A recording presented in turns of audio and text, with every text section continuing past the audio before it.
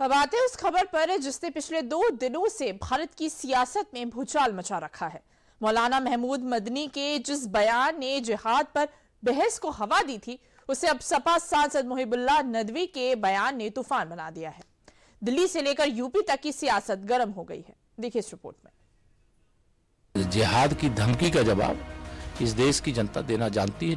अगर इसमें रह के कोई गलत फहमी पाल लेता है और जिहाद की बात करता है तो जिहाद के लिए बने हुए कानून भी है यहाँ पर।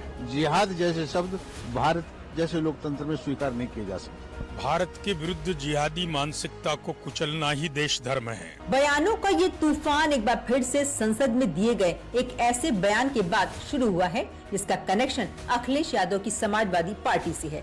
दरअसल सदन में इस बार अखिलेश यादव के सांसद मुहिबुल्लाह नदवी ने जिहाद का जिक्र किया है, वो भी मौलाना महमूद मदनी के समर्थन में। अभी कुछ दिनों पहले ही मदनी ने जिहाद शब्द को लेकर बयानबाजी की थी, जिस पर खूब सियासी विवाद हुआ और अब इस विवाद की गाड़ी रामपुर से सपा सांसद मुहिबुल्लाह नदवी की तरफ मुड़ गई है। अब पहले आप इनका बयान सुनिए। ऐसा लगता है कि आर्टिकल 25 और 26 को खत्म कर दिया गया है और मुसलमानों की जिंदगी हमारे प्यारे वतन में ही तंग कर दी गई है, जिसकी वजह से माननीय स्पीकर साहिबा वो लोग जिनके पुरखों ने आजादी की लड़ाई लड़ी थी, मौलाना अरशद मदनी, वो कह रहे हैं कि जुल्म और नाइंसाफी के खिलाफ लड़ना शायद हमें दोबारा लड़ना पड़ेगा और जिहाद करना पड़ेगा।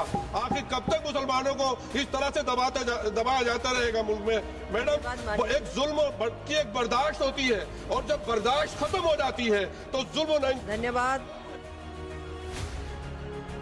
रामपुर से सपा सांसद मुहिबुल्लाह नदवी का ये बयान दिल्ली से लेकर यूपी तक की सियासत में कैसा सियासी तूफान लाया कि सपा चौतरफा सवालों में घिर गई। पहले मौलाना महमूद मदनी और अब सांसद मुहिबुल्लाह नदवी के बयान को बीजेपी ने आड़े हाथों लिया है। मदनी और सपा सांसद और समाजवादी पार्टी की सोच एक जैसी है। भारत में अब कोई जिहाद की धमकी न दे। भारत में अब कोई तुष्टीकरण करने वाली कांग्रेस की या कांग्रेस की अगुवाई वाली सरकार नहीं है। जिहाद की धमकी का जवाब इस देश की जनता देना जानती है। जब चुनाव होंगे समाजवादी पार्टी को और जो मदनी जैसे व्यक्ति के बयान के समर्थन में खड़े हो जाते हैं उनकी पार्टियों को जरूर देगी, ऐसा हमें विश्वास है। धर्मनिरपेक्ष देश है, प्यार और समन्वय वाला देश है। अगर इसमें रह के कोई गलत फहमी पाल लेता है और जिहाद की बात करता है तो जिहाद के लिए बने हुए कानून भी है यहाँ पर। जिहाद यहाँ पर सफल होने वाला नहीं है, न देश में न प्रदेश में।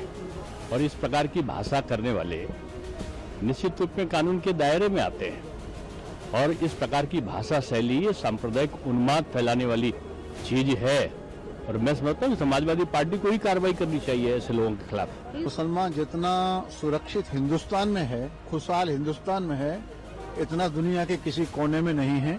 जहाँ तक दबाने का प्रश्न है, अगर दुनिया में मुस्लिमों का कत्लेआम किया है तो मुसलमानों ने किया है। हुसैन को हमने नहीं मारा था, कलमा पढ़ पढ़ के हुसैन को मारा गया था। हम लोग सर्वे भवन्तु सुखिनः सर्वे सन्तु निरामया सर्वे भद्राणि पश्यन्तु मां कश्चित् दुःख भाग् भवेत्, इसमें विश्वास रखते हैं। जिहाद जैसे शब्द भारत जैसे लोकतंत्र में स्वीकार नहीं किए जा सकते। सियासत में जब ऐसे मुद्दे गरमाते हैं तो ये एक तरफा कभी नहीं होते। यहाँ बयानों की लड़ाई के साथ विचारधारा की लड़ाई को भी हवा मिलती है और इसीलिए अब देश की सियासत में विचारधारा की लड़ाई शुरू हो गई है। मौलाना महमूद मदनी हो या सांसद मुहिबुल्लाह नदवी, एक तरफ इनका विरोध हो रहा है तो दूसरी तरफ कई सियासतदार समर्थन में भी उतर आए हैं। कुछ गलत नहीं बोला है और न नदवी साहब ने गलत बोला है न मदनी साहब ने गलत बोला है। आपसे जो मौलाना मदनी साहब ने कहा है कि जब जब जुल्म होगा तब अत्याचार और जुल्म के खिलाफ उसका विरोध करना ही उसका नाम जिहाद है। आपकी परिभाषा अलग है। आप अपने पसंद से जब चाहे जिहादी को गले लगा लो, आप अपने पसंद से जब चाहे जिहादी के ऊपर लानत कर दो। है ऐसा मैंने पहले भी कहा है कि जिहाद का मकसद ये नहीं है कि सिर्फ खून का लेना के जिहाद का नाम है। अगर कोई चीज़ गलत हो रही है उस चीज़ को गलत को रोकना, किसी को हक दिलवाना, किसी को इंसाफ दिलाना और किसी जुल्म के खिलाफ आवाज़ उठाना, ये भी जिहाद है।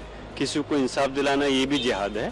तो यकीनन हमारे यहाँ देख रहे हैं कि मुसलमानों के साथ इस मुल्क के अंदर ज्यादती हो रही है और लगातार जिस तरह से उनके हकों को छीना जा रहा है, उनकी आवाज़ को दबाया जा रहा है, ये चीज़ गलत है। दूसरी तरफ ऐसे बयानों के खिलाफ लखनऊ में गुरुवार विश्व हिंदू रक्षा परिषद के लोगों ने जबरदस्त विरोध प्रदर्शन किया।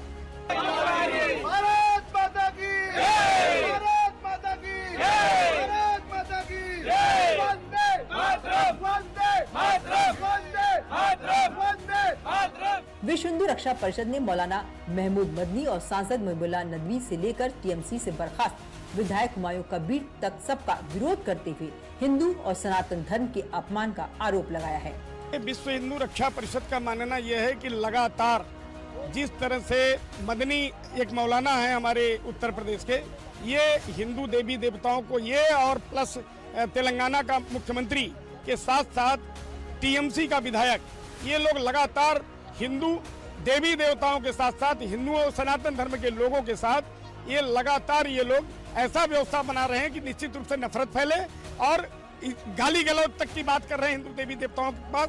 और हमारा हिंदू समाज इतना गिरा हुआ नहीं है, आज हिंदू समाज जाग चुका है। जिहाद के समर्थन में इन दिनों बयान ऐसे समय में आ रहे हैं जब देश में घुसपैठ का मुद्दा भी अपने चरम पर है। बीजेपी सांसद निशिकांत दुबे ने ऐसे बयानों में बांग्लादेशियों का समर्थन बताया, साथ ही बीजेपी नेता इसे सपा से भी जोड़ रहे हैं। अभी बांग्लादेश के समर्थक हैं और वो चाहते हैं कि बांग्लादेशी वोटरों के साथ भारत के चुनाव को प्रभावित किया जाए और इस कारण से उल्टे सीधे बयान दे रहे हैं, सबों का इलाज ठीक हो जाए। आशा है वो हमारे समाज की कौमी एकता को नष्ट करने वाला है, समाज में उपद्रव पैदा करने वाला है और मैं इस उनके डायलॉग को बहुत ही खतरनाक अपराध की धारा में देख रहा हूं। जब समाजवादी पार्टी के सांसद नदवी जी पार्लियामेंट में खड़े होकर मदनी की विवादास्पद बातों का समर्थन करते हुए कहते हैं कि जुल्म होगा तो जिहाद होगा, मतलब कि वो सरेआम जो मदनी ने जस्टिफिकेशन दिया था दिल्ली में हुए आतंकी हमले का, उसको सही बता रहे हैं और कह रहे हैं कि वक्फ कानून संशोधित हुआ, सुप्रीम कोर्ट ने उसको हरी झंडी दिखाई, पार्लियामेंट द्वारा पारित हुआ, तो ऐसे कानून का विरोध करने के लिए जिहाद जायज है। और इसमें कोई हैरानी की बात तो है नहीं, समाजवादी पार्टी ने तो हमेशा आतंकियों का साथ दिया है। फिलहाल देश में जिहाद को लेकर एक लंबी बहस छिड़ चुकी है और सियासत भी इस पर दो भागों में बंट गई है। आने वाले समय में कई राज्यों में चुनाव भी होने हैं, लिहाजा माना जा रहा है कि ये मुद्दा और आगे भी खिंच सकता है।